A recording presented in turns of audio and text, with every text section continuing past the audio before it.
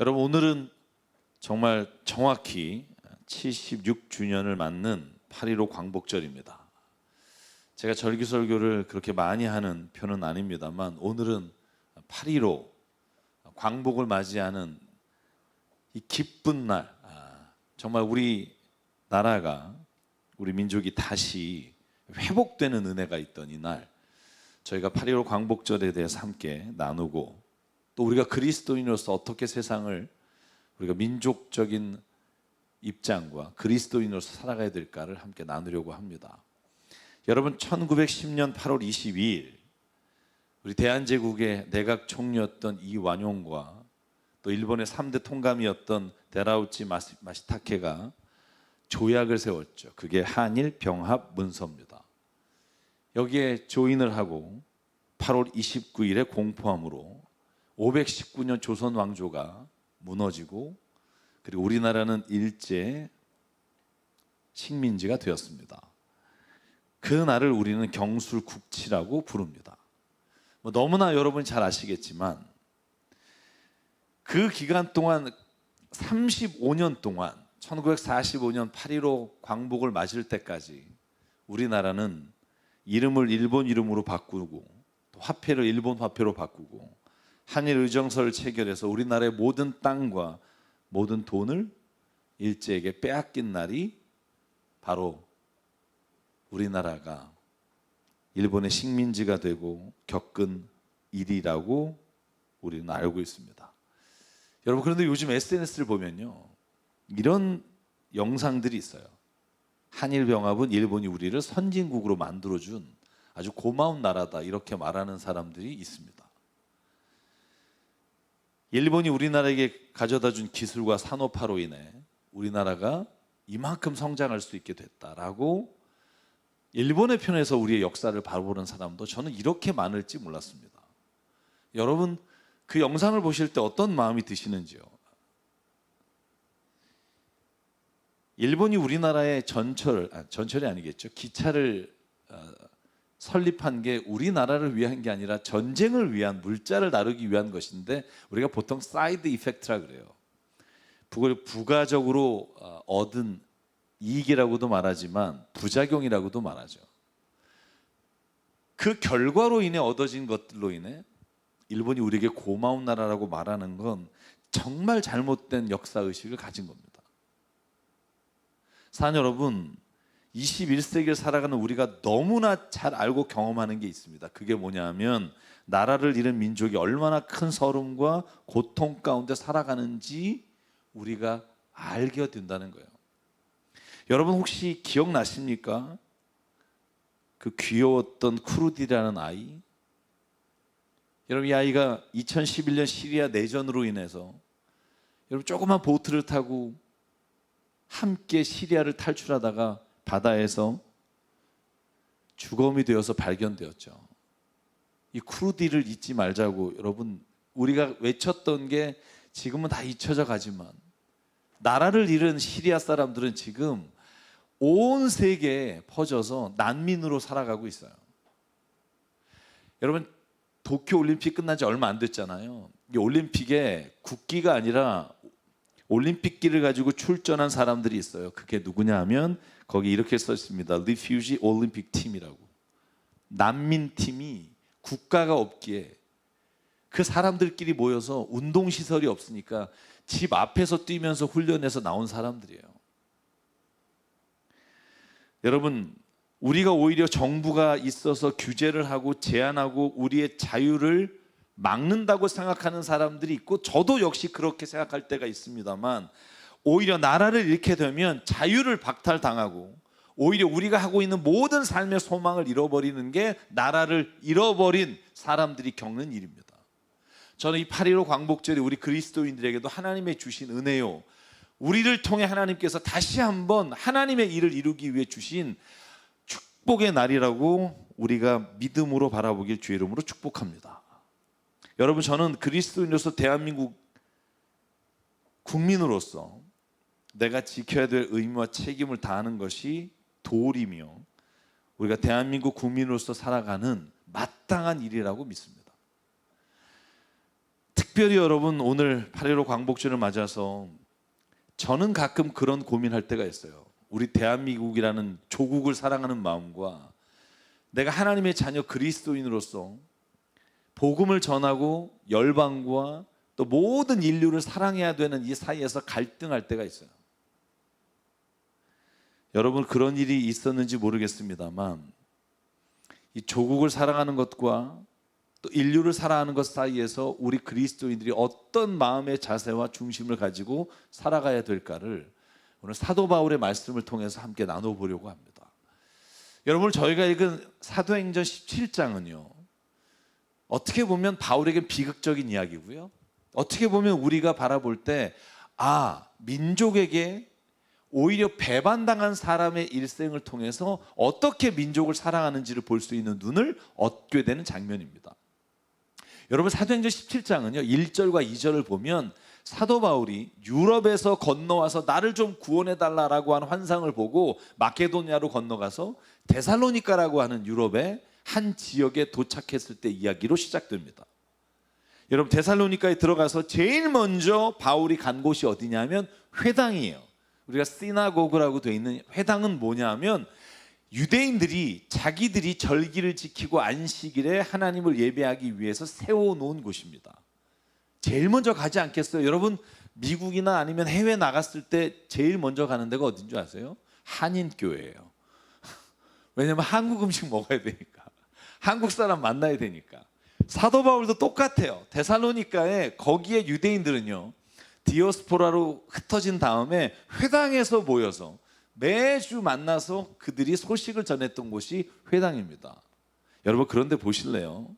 거기서 새 안식에, 그러니까 3주 동안 서로 말씀을 가지고 성경을 토론하다가 유대인들이 사도 바울이 전하는 예수의 말씀을 듣고 5절에 이렇게 되어 있습니다.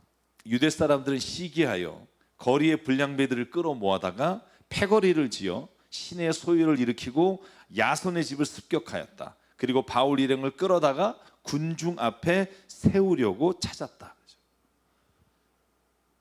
여러분 오늘 유대인들은요 유대인으로서 외국에 나가서 회당에서 유대인들과 하나님의 말씀을 전하는 바울을 죽이려고, 해를 끼치려고 사람을 끌고 폭동을 일으켜요. 그래서 바울이 어떻게 합니까? 여러분 베레아로 도망을 가요. 베레아로 도망가서 목숨을 부지하다가 거기까지 데살로니가 사람들 찾아오니까 어디로 가요? 아테네로 가요. 그 유명한 로마의 아테네에 가서 사람들과 토론하는 장면이 오늘 저희가 읽은 성경의 내용입니다. 이 아레오바고라는 법정이 에피크로스 학파와 스토아 학파들과 논쟁을 일으키다가 거기에서 토론하는 장면이 오늘 저희가 읽은 본문이라는 겁니다. 여러분 유대인들이 왜 사도 바울을 죽이고 싶었을까요? 같은 민족이잖아요. 그런데 바울이 이방인에게 복음을 전하는 게 싫었단 말이에요. 이방인들은 우리 민족과 달리 하나님의 버림받은 사람들이고 우리 유대 민족을 선택하셔서 하나님이 우리를 구원하시기 위해 이 이스라엘이라고 하는 나라를 선택해 주신 건데 이방에게도 복음을 전하고 이방인들도 구원받을 수 있다는 메시지를 전하는 바울이 눈에 가시 같고 너무 싫은 거예요. 여러분 그러니까 유대인들은 기회가 있을 때만 딱 바울을 죽이려고 하는 내용들이 성경에 나오는데 여러분 그걸 사도행전 23장 21절에 이렇게 표현해요. 여러분 바울이 마지막에 선교를 마치고 예루살렘으로 못 들어가요. 왜? 그래서 자기가 구속돼서 로마로 가기를 바래요. 왜? 유대인들이 죽이려고 하니까. 성경에 이렇게 써 있습니다. 그러니 대장님은, 이건 누구냐 하면 바울을 로마로 압송하려고 책임을 맡은 자에게 이렇게 보고하는 거예요. 그들의 말에 넘어가지 마십시오. 누구냐? 유대인들의 말. 유대인들이 바울을 살려줄 것이고 잘 대할 것이란, 그리고 재판을 정확하게 할 것이라는 말 믿지 마십시오. 왜냐하면 바울을 죽이기 전에는 먹지도 마시지도 않겠다고 맹세한 사람이 40명 남짓 매복하여 바울을 기다리고 있습니다. 그러니까 예루살렘에 오기만 하면 바울을 죽이는 것을 사명으로 알고 있는 사람이 40명이 매복돼 있으니 절대로 이 감옥에서 나가는 순간 바울은 죽습니다. 그래서 바울이 로마로 가게 되고 그곳에서 복음을 전하는 역사가 일어납니다. 여러분, 한번 성경에 나오는 이스라엘의 역사를 보십시오. 이스라엘 민족도요, 핍박당하던 민족이었어요.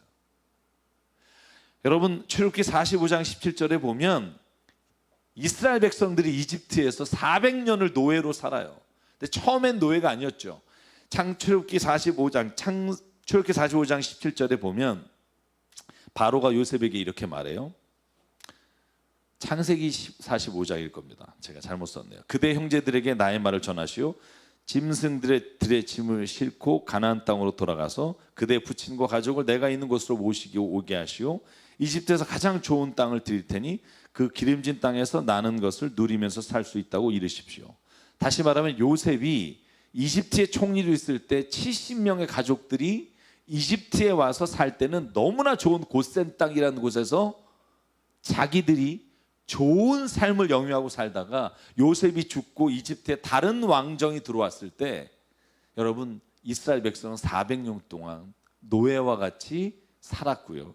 그걸 바라보시던 하나님께서 그들을 구출하시려고 모세를 불러서 출애굽 사건을 일으킵니다.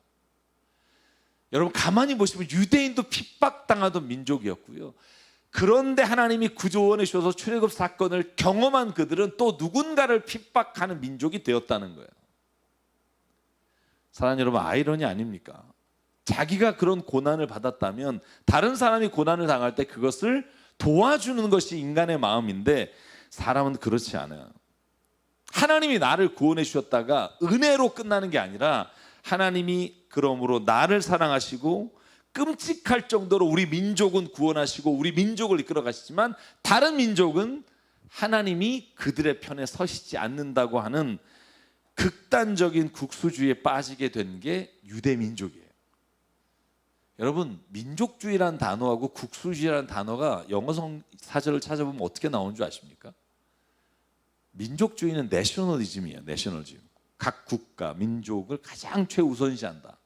근데 국수주의는요, 저도 요번에 찾아본 것 같아요. 뭐지? 궁금해서.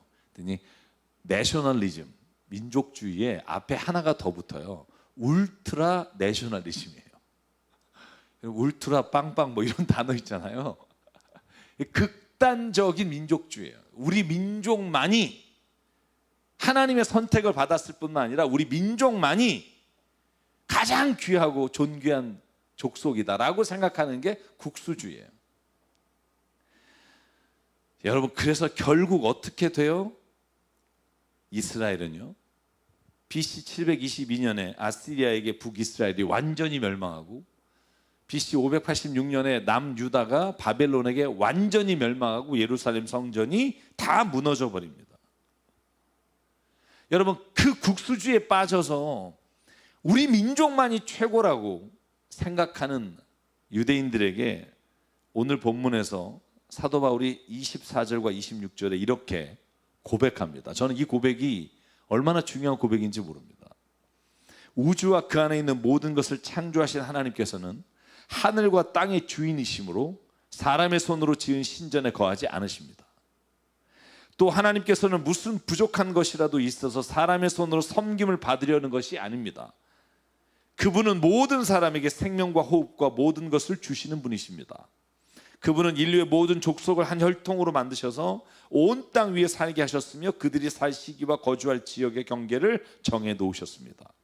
이런 말이에요. 하나님을 좀 보십시오. 하나님은 우리 유대 민족이 아니라 온 열방을 창조하시고 오늘도 통치하시고 그들이 돌아오시기를 기다리는 분입니다. 여러분, 이게 사도 바울이 바라보는 하나님이 민족을 사랑하시면서 동시에 온 열방과 온 인류를 사랑하시는 이유라고 설명합니다. 여러분, 그리고 덧붙이기를 하나님은 그래서 인간이 살아갈 시기와 경계를 정해 놓으셨다는 거예요. 여러분, 이 말을 이해하실 수 있겠어요? 여러분, 사랑하시는 민족을 그냥 한 민족으로 두지, 한 혈통으로 두지 왜 또 국가를 다 나누셨냐? 이게 하나님의 뜻이라면 왜 이렇게 경계를 정해 놓으셨나? 여러분, 하나님이 사도행전 17장 27절에 이렇게 말해요. 이렇게 하신 것은 사람으로 하여금 하나님을 찾게 하려는 것입니다. 사람이 하나님을 더듬어 찾기만 하면 만날 수 있을 것입니다. 사실 하나님은 우리 각 사람에게서 멀리 떨어져 계시지 않습니다. 여러분, 이 말이 무슨 말이죠? 본래 하나님이 인간을 창조하시고 그들이 살아갔던 때에 한 혈통이었고 한 언어를 사용하는 민족이었다는 거예요. 여러분, 그런데 왜 경계와 나라와 민족이 나눠지게 되었는가? 그것이 여러분 창세기 11장에 나오는 바벨탑 사건으로 인해 온 민족과 언어가 나눠지는 일이 일어났다는 거예요. 여러분, 한번 창세기 11장 3절 보실래요? 그들이 서로 말하였다. 벽돌을 싸서 단단히 구워내자. 사람들은 돌 대신에 벽돌을 쓰고 흙 대신 역청을 쓰고, 그들은 또 말했다. 자, 도시를 세우고 그 안에 탑을 쌓고 탑 꼭대기가 하늘에 닿게 해서 우리의 이름을 날리고 온 땅 위에 흩어지지 않게 하자. 여러분, 사람이요 하나가 되고 한 마음이 돼서 협력해서 좋은 일을 이루어가면 그보다 좋은 게 어디 있겠어요. 근데 인간은요 한 마음이 되잖아요. 그리고 하나가 되잖아요. 그러면 그 하나가 된 것으로 인해 악한 일을 도모하고 옳은 일이 아니라 이익이 되는 일을 따라 사는 게 인간의 모습이라는 걸 너무나 잘 알아요. 여러분, 그래서요 우리 교회끼리 혹은 우리끼리 이 말, 어떤 땐 좋은 말이지만 이 말처럼 타인과 우리를 구분하고 상대방을 나의 도구로 이용하기 좋은 언어가 없습니다. 하나님은요 인간이 선악과를 따먹는 순간부터 자신이 옳다 여기며 하나님의 선한 일이 아니라 인간이 보기에 좋은 일을 따라 산다는 걸 알게 되셨고, 그것이 바벨탑 사건을 통해 확인됐고, 그래서 하나님이 온 사람들을 언어를 흩으셔서 민족과 민족이 경계를 나누게 되셨다는 거예요. 사실 여러분, 이 말에 무슨 의미가 있을까요? 여러분, 한 민족이 하나님을 따라가다가 그 민족이 때로는 하나님을 벗어나서 하나님이 바라시지 않는 길로 걸어가는 일들이 일어났을 때 하나님은 다른 민족을 통해 그 민족을 또 구원하시는 역사의 과정을 끊임없이 일으키기 위해 오늘도 역사하시고 있다는 거예요. 저는 이 말씀을 믿습니다. 저는 이 말씀을 제가 읽고 해석하면서 깨달은 게 뭐냐면, 하나님이 민족의 경계를 나누시고 이스라엘을 바벨론의 포로로 끌려가서 완전히 디아스포라 온 세계에 흩어져 살게 하신 이유는 한 민족이 하나님 앞에 온전히 살아가며 하나님의 축복을 누리는 것으로 끝나는 게 아니라 그들이 그 축복을 자기의 이기심과 욕심으로 사용함으로 그 민족이 또다시 하나님께 버림받을 때 다른 민족이 그 민족을 구원하기 위해 오늘도 끊임없이 우리를 온 인류의 역사 안에서 이끌어 가시는 능력을 우리에게 나타내고 계시다고 하는 거예요. 여러분, 저는 이 말씀을 믿습니다. 여러분, 우리나라에 언제 복음이 들어왔어요? 기독교가 100년, 천주교가 200년이라고 하는데 그 유럽의 선교사들이요 죽음을 무릅쓰며 이 땅에 와서 복음을 전했어요. 근데 여러분, 그거 아세요? 요즘은 유럽에 우리나라 선교사가 가서 복음을 전해요. 제가 얼마 전에 작년에 영국에서 우리 선교사님들이 영국 사람들을 전도하는 그 야외 집회를 하는 현장을 제가 함께 가지 못했고 제가 한번 봤어요. 그 영상을 봤는데 여러분, 아이러니하게 우리에게 복음을 전했던 그 유럽은 이제 복음으로부터 교회는 텅텅 비어가고 예배드리는 자는 없어지고요 오히려 우리 민족이 그곳에 가서 복음을 전하는 시기가 됐어요. 여러분, 저는 방송 진행하다가 깜짝 놀랐어요. 미국 선교사님이 나오셨더라고요. 한국에서 미국으로 파송된 선교사님. 여러분, 보신 적 있나요?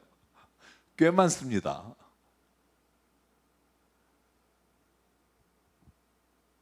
오늘 사도 바울이 이렇게 말해요. 하나님을 잊어버리고 그들이 살아갈 때 열방이 하나님을 더듬어서 그들이 만날 수 있도록 하나님이 우리를 또 사용하셔서 하나님이 민족과 민족 사이에 복음의 역사를 일으키신다는 거예요. 여러분, 우리가 오늘 섬기고 있는 박숙경 선교사님, 르완다 선교사님 제가 2번을 만나 뵀는데요. 그분을 만나할 때마다 그분은 항상 우세요. 왜 우냐하면 그 르완다의 어린아이들을 사랑하는 마음에 우세요. 한국에 잠깐 들어오셨었어요. 코로나 시기에. 근데 선교사님이 계속 우시는 거예요. 걔네들 보고 싶다고. 걔네들 지금 먹을 게 없다고. 그리고는 바로 들어가시는 거예요. 지금 들어가셔서요. 저 2021년도 사진입니다. 지금 그 아이들하고 하나님께서 여기에게 내게 주신 사명을 다 하는 날까지 복음을 전하겠다고.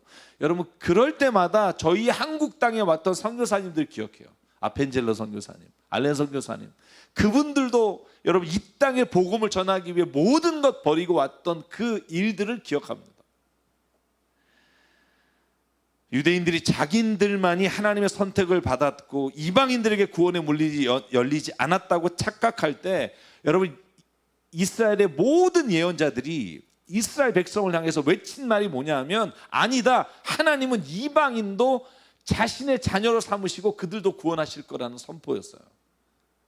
여러분 정말 많지만 스가랴 4장에 보면 만군의 주가 말한다라고 선포하는 스가랴의 선포가 있습니다. 곧 세상 여러 나라에서 수많은 민족들과 주민들이 몰려올 것이다. 한 성읍의 주민이 다른 성읍의 주민에게 가서 어서 가서 만군의 주님께 기도하고 주님의 은혜를 구하자 하면 다른 성읍의 주민들도 저마다 나도 가겠다 할 것이다. 수많은 민족과 강대국이 나 만군의 주에게 기도하여 주의 은혜를 구하려고 예루살렘으로 올 것이다. 23절 같이 읽을까요? 시작. 나 만군의 주가 말한다. 그때가 되면 말이 다른 이방 사람 10명이 유다 사람 하나의 옷자락을 붙잡고 우리가 너와 함께 가겠다, 하나님이 너희와 함께 계신다는 말을 들었다 하고 말할 것이다. 아멘. 하나님이 유대인들을 왜 선택하셨냐고요? 이 말씀이에요. 다른 이방 사람들이 유대인들이 하나님을 믿는 것을 보고, 아, 그들이 믿는 하나님을 내가 만나고 싶습니다 하면 내가 너희와 함께 가겠다, 하나님이 너희와 함께 계신다 라고 말하는 민족으로 하나님이 유대인을 세웠는데, 여러분 그들은 그 일을 망각하고 자기의 민족이 하나님의 특별한 은혜를 받은 민족이라고 착각했다는 거죠. 그 일의 대표적인 사람이 요나입니다. 원수 같은 나라 아시리아를 하나님이 구원하시겠다니까 짜증나서 하나님의 말씀을 거역하고 저 멀리 도망갔다가 다시 나시스에 가서 아시리아 사람 니느웨에서 복음을 전할 때 하나님이 이렇게 그에게 말합니다. 10절 11절 주님께서 말씀하셨다. 네가 수고하지도 않았고 내가 키운 것도 아니며 그저 하룻밤 사이에 자라났다가 하룻밤 사이에 죽어버린 이 식물을 내가 그처럼 아까워하느냐? 하물며 좌우를 가릴지는 모르는 사람들이 12만 명도 더 되고 짐승들도 수없이 많은 이 큰 성읍 니느웨를 어찌 내가 아끼지 않겠느냐. 하나님은요 유대인들의 척을 이루는, 유대인들과 적 관계에 있는 아시리아 사람들도 사랑하셔서 그들이 죽는 것도 하나님은 마음 아파하시고 괴로워하신다는 걸 요나에게 말씀해 주실 뿐만 아니라 유대인들에게도 끊임없이 말씀해 주십니다. 여러분 그래서 저는 오늘 8.15 광복절을 맞아서 저는 두 가지를 생각합니다. 여러분 우리가 지금 살아가는 삶의 터전을 자유와 또 민주주의를 이끌어갈 수 있도록 주는, 저는 우리나라 조국을 사랑하는 마음이 그리스도인이 어떤 누구보다도 더 크고 강렬해야 된다고 믿습니다. 우리나라를 지키겠다고 하는 그 신념과 충성이 있어야만 신앙도 지킬 수 있다는 거예요. 여러분 이걸 잃어버리면, 이 사실을 잊어버리면 우리 어느 순간 정말 다 잃어버린 상태에 지금도 우리가 불쌍히 보는 난민과 같은 삶을 살 수도 있다는 두려움을 가지고 있어야 한다는 거예요. 그러나 우리는 또 한 가지를 기억해야 합니다. 그러므로 인해서 우리 조국만이 중요하고 우리가 우리나라만을 위해서 사는 게 아니라 하나님은 온 인류의 구원자가 되시며 창조주가 되시며 하나님께서 온 열방에 하나님의 복음이 전해지며 어떤 곳에서도 억압과 핍박이 아니라 자유와 해방을 이루기 위해 하나님이 일하시는 곳에 우리가 쓰임받아야 한다는 거예요. 우리하고 가까운 나라니까, 우리를 도와주는 나라니까 그 나라가 국제적으로 잘못된 일을 하거나 수탈을 하거나 침략을 했을 땐 잘못했다고 말할 수 있는 게 복음 안에서 우리가 살아가야 될 의무라는 거예요. 여러분 우리가 오늘도 아프가니스탄 아침에 신문을 보면서 너무나 마음이 아파요. 여러분, 이라크나 아프가니스탄이 그들의 자의적인 것으로 인해 전쟁을 합니까? 여러분, 강대국들이 그 안에 정부군과 반군들을 꼬셔서 무기를 대고 대리전쟁을 치르는 일이 오늘날에 일어나는 악이라고 봐요.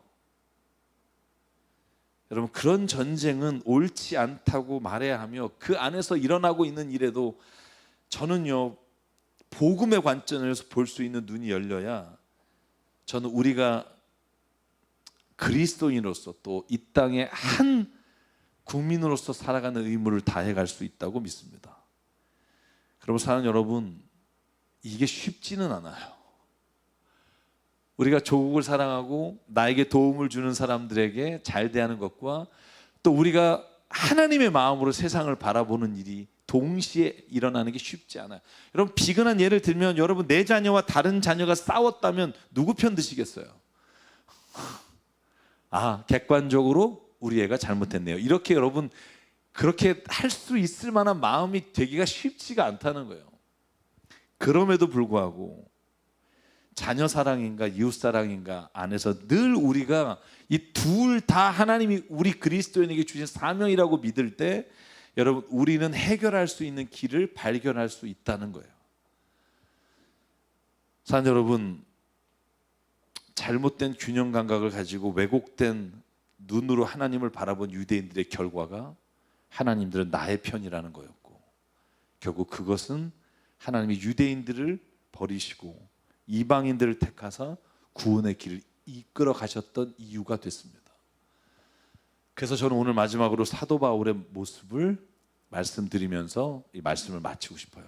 사도 바울은요, 민족에 대한 사랑이요, 일반 유대인이나 바리새파와는 비교할 수 없을 만큼 자기 민족에 대한 사랑이 있었어요. 그가 민족을 사랑하지 않기 때문에 이방인에게 복음을 전한 게 아니에요. 어떻게 알아요? 로마서 10장이에요. 저는 이 말씀을 읽을 때마다 저에게도 하나님의 주시는 말씀이 들려요. 여러분, 10장 3절부터 5절이에요. 저는 사도 바울의 이 고백이 때로는 위험하게 들리기도 하지만 이렇게 말합니다. 하나님, 나는 육신으로 내 동족인 내 결의를 위하는 일이면 내가 저주를 받아서 그리스도에게서 끊어질지라도 달게 받겠습니다. 내 동족은 이스라엘 백성입니다. 그들에게는 하나님의 자녀로서의 신분이 있고 하나님을 모시는 영광이 있고 하나님과 맺은 언약들이 있고 율법이 있고 예배가 있고 하나님의 약속들이 있습니다.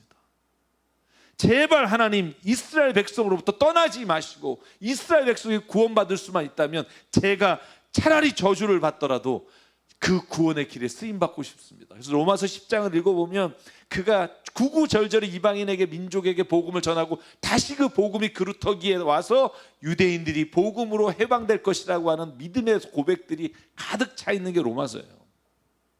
여러분, 그럼에도 불구하고 사도 바울은요, 유대인에 대한 사랑과 열정이 결코 하나님이 열방을 향한 그 사랑과 은혜와 구원의 길을 막을 수 없다는 확신이 있었다는 거예요.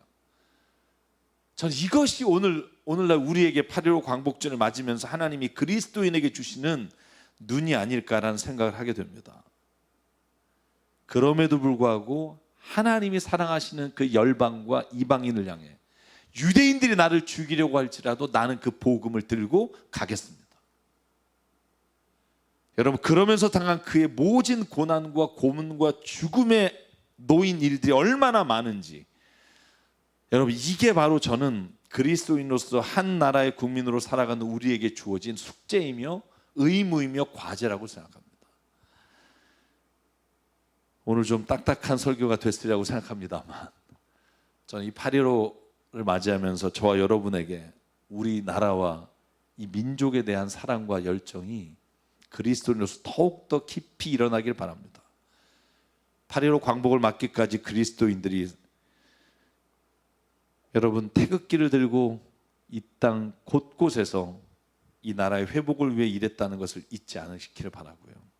그럼에도 불구하고 우리는 우리 나라를 위한 하나님이 아니라 열방을 향해 오늘도 일하시기 원하시는 그 뜻을 받아 저와 여러분이 이 열방의 모든 나라마다 하나님의 복음을 전하는 일에 쓰임받는 은혜가 있기를 주의 이름으로 축복합니다. 그래서 오늘 이 찬송가 우리 한국 분이 작사 작곡한 찬송입니다. 어둠 반 마음에 잠겨. 이 찬양이 우리나라의 광복과 우리나라의 민주화와 우리나라의 회복을 위해 불렀던 찬송입니다. 우리 이 찬송을 부르시면서 우리 조국을 다시 한번 생각하고 또한 하나님이 모든 나라에게 이 열방과 해방을 원하시는 것 잊지 않고 함께 고백하기를 바랍니다. 함께 찬송하겠습니다. 어두운 밤 마음에 잠겨 역사의 어둠 짙었을 때에 계명성 동쪽에 밝아 이 나라 여명이 왔다. 고요한 아침의 나라 빛 속에 새롭다. 이리 삶 속에 얽혀 이 땅에 생명탕 놓아간다. 옥토에 뿌리는 기뻐 하늘로 줄기까지 솟을 때 가진 이 법만을 베어 그 열매 만민이 산다. 고요한 아침의 나라 일꾼을 부른다. 하늘 씨앗이 되어 역사의 생명을 이어가리. 맑은 샘 줄긴 용솟아 거칠은 땅에 흘러 적실 때 기름진 푸른 벌판이 눈앞에 활짝 트인다. 고요한 아침의 나라 새하늘 새 땅아 길이 꺼지지 않는 인류의 횃불 되어 타거라. 이 시간 기도하겠습니다. 기도하실 때 하나님, 이 대한민국 조국을 주심에 감사합니다. 나라가 있기에 오늘도 이렇게 우리가 자유와 또 해방을 맛보며 살아갈 수 있게 하신 은혜를 감사합니다. 그러나 주님, 우리 민족에게 주님 주신 복음의 과업, 복음의 사역을 감당하게 도와주시옵소서. 내가 그 일에 쓰임받기를 원합니다. 오늘도 이 말씀을 기억하면서 저희가 주님 앞에 결단하며 함께 기도하겠습니다. 상관의 하나님 감사합니다. 오늘도 하나님 우리를 부르시고 하나님 민족을 위해 일할 수 있는 기회를 주시니 감사합니다. 나라가 있어야 하나님 우리가 살아갈 수 있고, 나라가 있어야 우리가 자유를 누릴 수 있고, 나라가 있어야 하나님 아버지 우리 안에 주신 모든 기쁨과 은혜를 살아갈 수 있는 믿사오니 하나님께서 오늘도 함께하여 주셔서 이 나라와 이 민족을 하나님 지켜주시고 역사하여 주시옵소서. 아버지, 그럼에도 불구하고 주님, 우리가 민족주의와 아버지 정말 하나님 열방과 다른 나라에다가 주님의 눈물을 머릿속으로 오지 않게 하시고 하나님의 역사를 이루어갈 수 있도록 축복하여 주시옵소서. 아멘. 상의 하나님, 대한민국 이 귀한 나라와 민족을 우리에게 허락해 주심에 감사합니다. 우리의 조상이 끊임없이 싸우고 자기의 목숨을 바쳐가며 지키지 않았다면 오늘날의 이러한 은혜와 영광을 누리며 살아갈 수 없었다는 것을 기억하게 하시고, 아버지여, 이 나라와 이 민족을 위해 정말 우리가 할 수 있는 많은 것들과 선한 것들과 좋은 것들을 해나가는 우리 자신과 한국 교회들에게 인도해 주시옵소서. 그러나 주님, 우리가 또한 기억할 것은 열방을 향한 하나님의 마음을 우리가 보게 하여 주시고, 하나님, 우리 민족에게 이익이 된다고 하여 열방의 어떤 민족이든 아픔과 수탈과 고통 가운데 있는 것을 그저 바라만 보는 우리가 되지 않도록 하나님 또한 우리에게 하나님이 주신 그 사랑의 마음과 주님이 주신 온 열방을 향한 복음의 계획을 놓치지 않고 살아가도록 하나님 우리를 인도하여 주시옵소서. 우리 교회를 통해 하나님 많은 일을 이루시며 감사합니다. 그럼에도 불구하고 하나님 우리가 더 주님 앞에 열방을 향한 주님의 뜻과 계획을 해나갈 수 있도록 하나님 우리에게 열정과 사랑과 물질과 필요한 모든 은혜를 더하여 주시옵소서. 하나님 오늘도 우리에게 생명과 시간과 달란트와 물질을 주셔서 하나님 이것이 주님의 것임을 깨달아 하나님께 드립니다. 하나님의 나라와 하나님의 뜻을 위해 사용해 주시옵소서.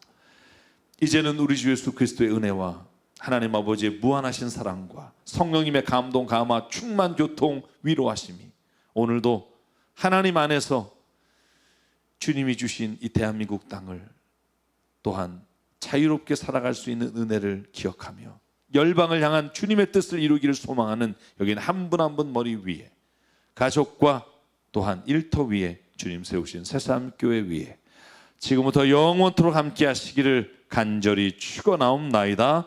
아멘.